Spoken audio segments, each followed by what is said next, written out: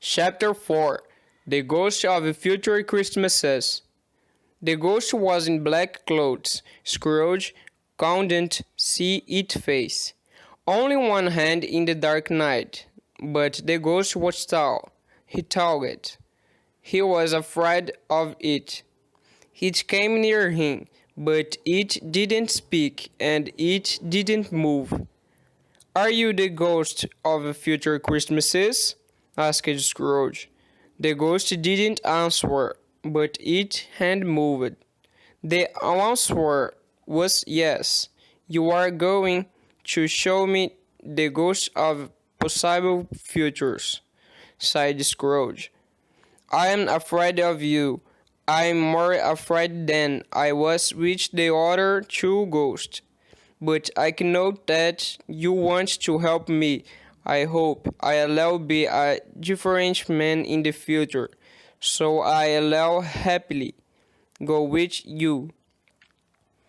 Why don't you speak?" The ghost didn't say anything, but its hand was in front of them. "I'll follow," said Scrooge. They left the busy center of the city. The ghost took Scrooge to some poor streets.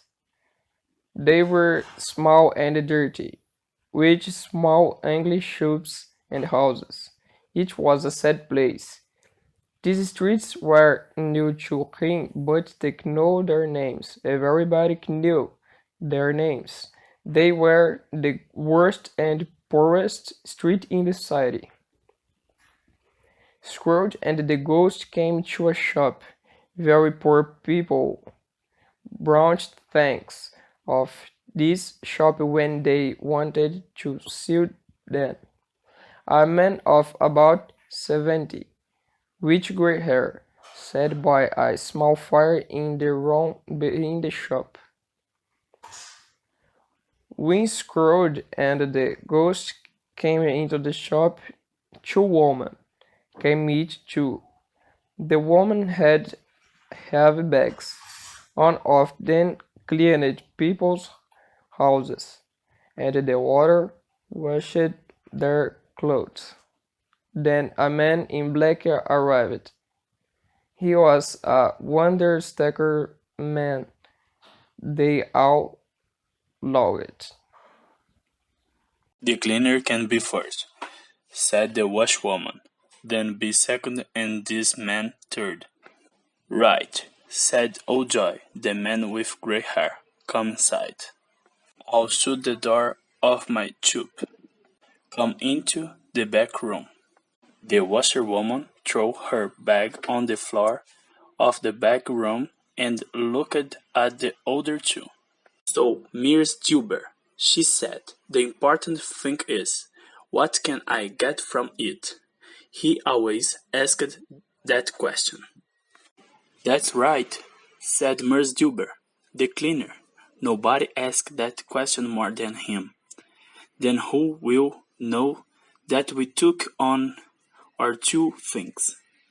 "We can take things. Why not?" "Yes, why not?" said Miss Dilber. "Why not?" said the undertaker's man.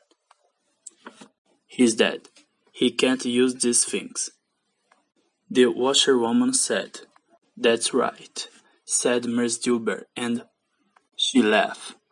"You can't use things when you are dead. No, you can't take your thing with you, and you can't give them to anybody when there's nobody there."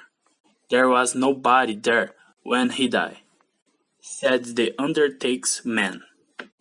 "Oh, that's right," said Miss Dilber.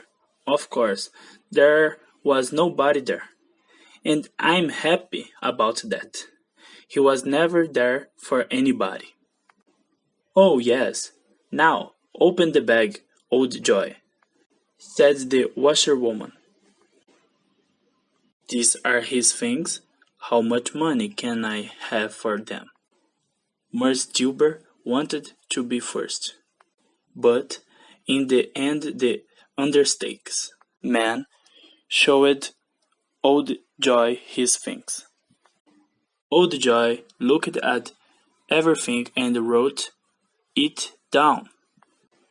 There you are, he said to the undertaksman, and he showed him the paper.